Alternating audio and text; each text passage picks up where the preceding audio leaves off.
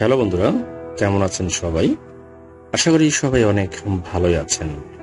আজকের ভিডিওটি অনেক ইন্টারেস্টিং হতে চলেছে। মুভিতে আপনারা এমন এক ঘটনা জানতে পারবেন তা আপনাদেরকে অবাক করে দেবে।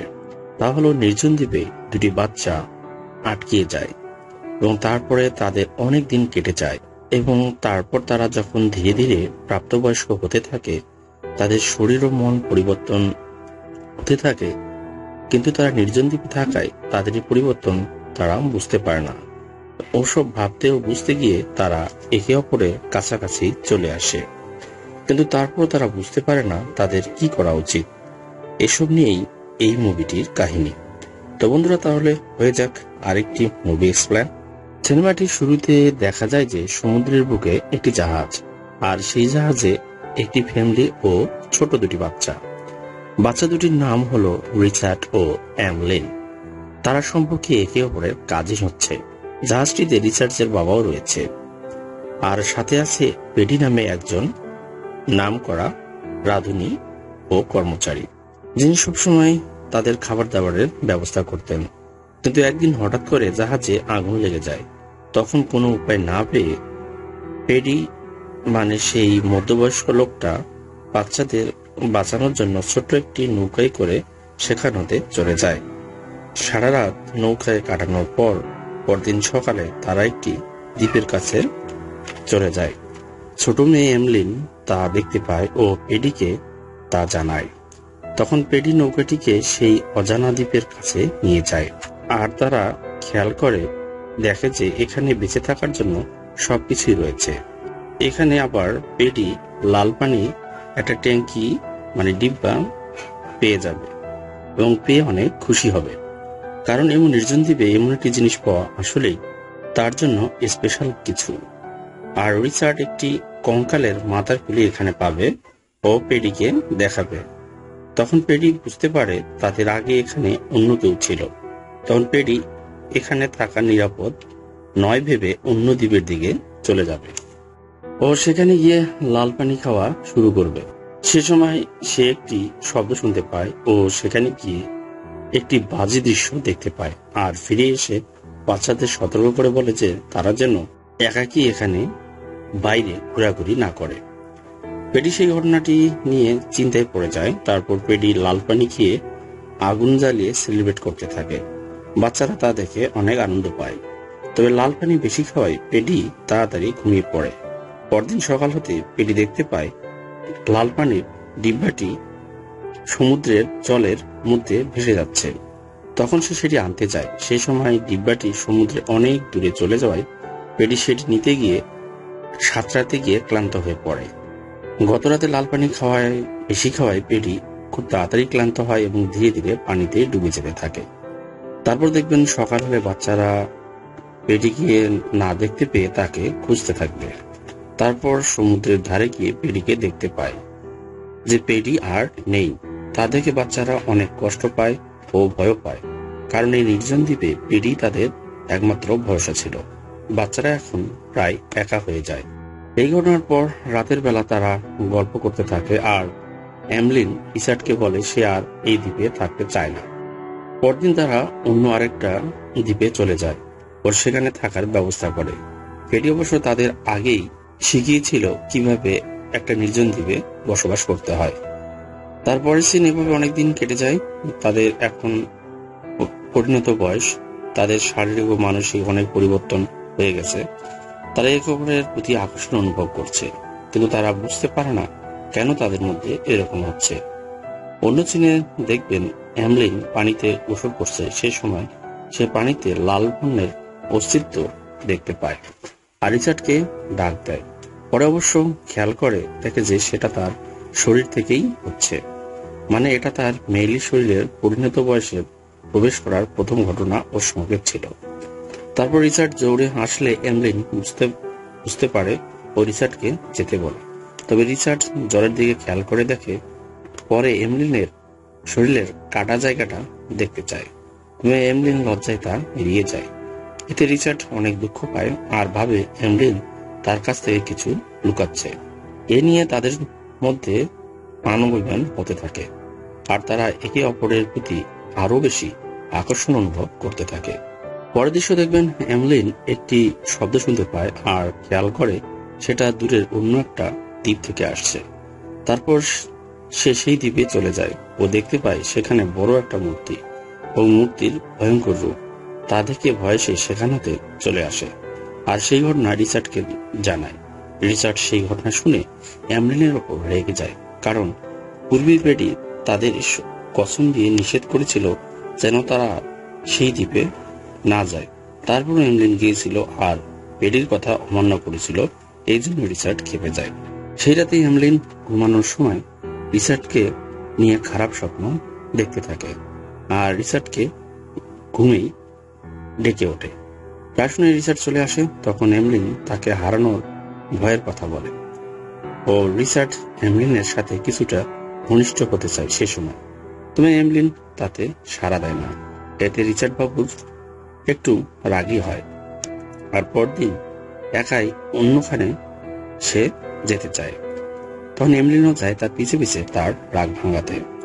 আর খেয়াল করে দেখবে রিচার্ড পাথরের কোণায় দাঁড়িয়ে হাত দিয়ে তার শরীরের উপর নাড়াচাড়া করছে। এমলিন বোঝে না রিচার্ড কেন এরকম করছে। এমলিন রিচার্ডকে ডাকলে রিচার্ড এমলিনকে সেখান থেকে চলে যেতে বলে। পরের সিনে দেখবেন রিচার্ড ডাবের গাছে চড়ে ডাব পাড়ছিল। সে সময় সেখানে দূর হতে একটি জাহাজকে সে দেখতে পায়। তা দেখে সে খুব আনন্দ পায় এবং দৌড়ে পাহাড়ের চূড়ায় উঠতে চায় জাহাজটিকে ইশারা দেওয়ার জন্য। কিন্তু পাহাড়ে উঠতে উঠতে জাহাজটি সে সময় সেখান হতে চলে যায় আর জাহাজটিকে সংকেত দিতে সে পারে না। রিচার্ড খেয়াল করে দেখে যে সে সময় এমলিন পাহাড়ের উপরেই ছিল, জাহাজটিকেও দেখেছিল। সে চাইলে খড়কুটোতে আগুন ধরিয়ে জাহাজটিকে সংকেত দিতে পারত, কিন্তু সে তা করেনি। এটা নিয়ে তাদের মধ্যে কথা হলে এমলিন তা ইচ্ছা করেই করেনি তা বলে, তার কারণ তার এখন এখানে থাকতে ভালো লাগে। এই ঘটনার পরে রিচার্ড রেগে যায়। সেখান হতে রেগে একটা নৌকা বানিয়ে চলে যেতে চায়, কিন্তু কিছু দূর যেতে না যেতেই তার নৌকাটি ভেঙে যায় আর রিচার্ড বাধ্য হয়ে ফিরে আসে। পরের সিনে দেখবেন রিচার্ড এমলিনের কাছে আসে। তখন এমলিন রিচার্ডকে বলে, তুমি সেদিন পাথরের ধারে লুকিয়ে কি করছিলে তা আমি জানি। তখন রিচার্ড বলে, তুমি কেন লুকিয়ে আমাকে দেখো?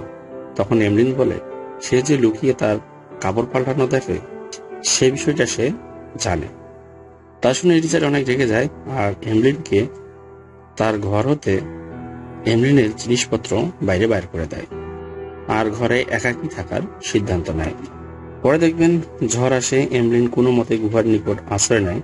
পরের সিনে এমলিন আবার সে মূর্তির কাছে যায় ফুল নিয়ে, সেখানে সে প্রার্থনা করে আর ফিরে আসার সময় সেখানে এক বিষাক্ত মাছের কাঁটার আঘাত পায় পায়ে। এভাবে কিছুদিন কেটে যায়। তারপর রিচার্ড এমলিনকে খুঁজতে বাইর হয় আর সে সেই গুহার ওখানে এমলিনকে দেখতে পায়। তবে সে এমলিনকে অনেক অসুস্থ অবস্থায় সেখানে খুঁজে পায়। এমলিন তার সাথে ঘটে যাওয়া ঘটনাগুলো রিচার্ডকে বলে আর তাকে সেই মূর্তির কাছে নিয়ে যেতে বলে।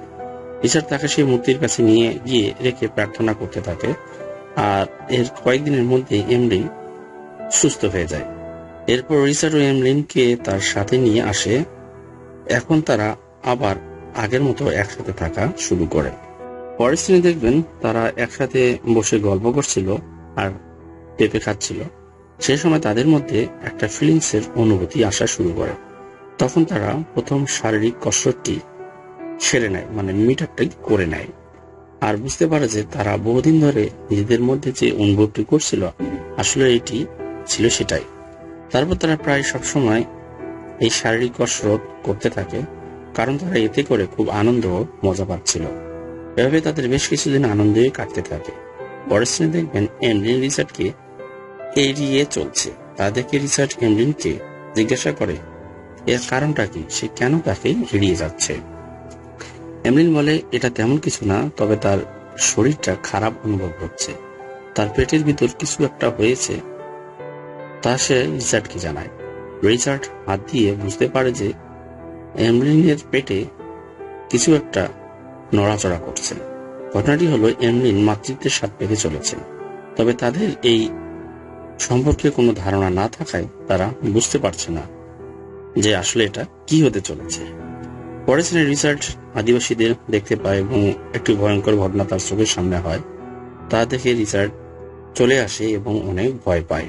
সে সময় এমলিন পেটের ব্যথায় চেঁচামেচি শুরু করে, আর তার কিছুক্ষণ পর এমলিন একটি ছেলের বাচ্চার জন্ম দেয়। এতে তারা অনেক খুশি হয় আর বাচ্চাটিকে নিয়ে তারা ঘরে চলে আসে। বাসায় আসার পর বাচ্চাটির অনেক ক্ষুধা পায়, অনেক চিল্লাচিল্লি করতে থাকে। তখন তারা বাচ্চাটিকে ডাবের পানি খাওয়াতে চায়। বাচ্চাটি অবশ্য ডাবের পানি খায় না। তখন এমলিন কোনো উপায় না পেয়ে বাচ্চাটিকে কোলে নিয়ে জড়িয়ে ধরে। সেই সময় বাচ্চাটি নিজেই তার খাবার খেতে শুরু করে। তারা এই বাচ্চাটির নাম রেখে দেয়, কারণ তারা পেডিকে অনেক ভালোবেসেছিল, তাই বাচ্চাটির নামও তারা পেডি রাখে। তাদের এভাবে বাচ্চাটিকে নিয়ে সুন্দর সময় কাটতে থাকে। বাচ্চাটিও কিছুটা বড় হতে থাকে। তারপর রিচার্ড একদিন সেই পুরনো দ্বীপে যায় যেখানে পেডি তাদের প্রথম নিয়ে এসেছিল, এবং সে তার ছোটবেলার জিনিসপত্র দেখে ছোটবেলার কথা মনে করতে থাকে। পরের সিনে দেখবেন এমলিন তার বাচ্চাটিকে নিয়ে কোথায় যেন যাচ্ছিল। সে সময় একটি বইটা তাদের নৌকা হতে পড়ে যায়। তারা অনেক কষ্ট করেও বইটাটি তুলতে পারে না। তখন রিচার্ডকে তারা জোরে ডাক দেয়। তখন রিচার্ড আসে নৌকাটির পিছু পিছু, এবং সেই সময় রিচার্ডকে আবার একটি শার্ক তাড়া করে রিচার্ডের পিছনে। তখন এমলিন তার হাতে থাকা বইটাটি দিয়ে শার্কটির দিকে ছুঁড়ে মারে। এর ফলে শার্কটি চলে যায়। তখন তাদের নৌকাটি নিয়ন্ত্রণ করার মতো কিছুই থাকে না। নৌকাটি ভেসে ভেসে মাঝ সমুদ্রে চলে যায়। মাঝ সমুদ্রে ভাসার পর তাদের সবার ক্ষুধা পায়।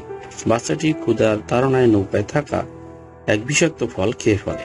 তখন এমলিন ও রিচার্ড মনে করে তাদের বাচ্চাটি হয়তো আর বাঁচবে না, তাই তারা দুঃখ ও কষ্টে সেই বিষাক্ত ফল তারা দুজনেও খেয়ে ফেলার সিদ্ধান্ত নেয় ও খেয়ে ফেলে। তবে তাদের ভাগ্য ভালো ছিল, এই ফলটি খুব একটা বিষাক্ত ছিল না, তাই তারা খেয়ে শুধু অজ্ঞান হয়ে পড়েছিল। কিছুক্ষণ পরে তাদের নৌকাটি ভাসতে ভাসতে রিচার্ডের বাবার জাহাজের নিকট চলে আসে।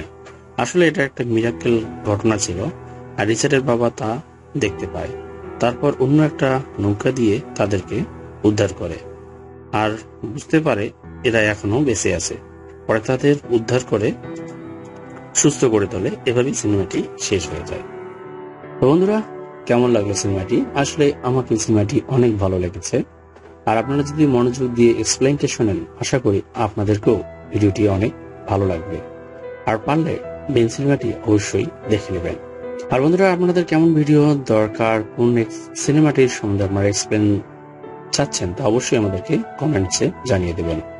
আজ এখানেই, ধন্যবাদ সবাইকে।